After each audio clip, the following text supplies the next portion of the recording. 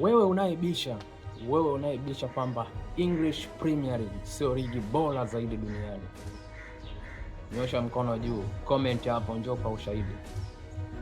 Kwenye michuano ya Ulaya hii, UEFA Champions League, Europa Champions League na Conference League, hawa jamaa, Arsenal yuko kwenye UEFA, Aston Villa na Nottingham wako kwenye Europa, Crystal Palace yuko kwenye Conference League.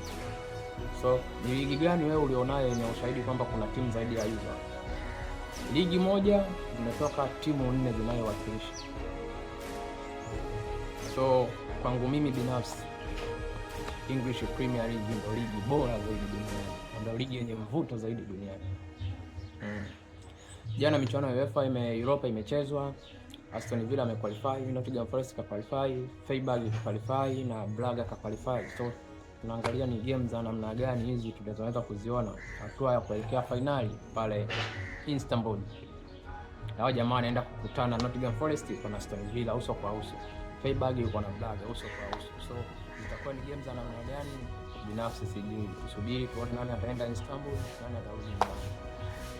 Ilikuwa ni game kubwa sana zimechezwa, vuta ni kuvute, piga ni kupige, matukio mengi yametokea. Game ya Nottingham Forest ikapatikana red card, FC Porto kama ilipokea, so ilikuwa inaishia Nottingham qualify kwenda final.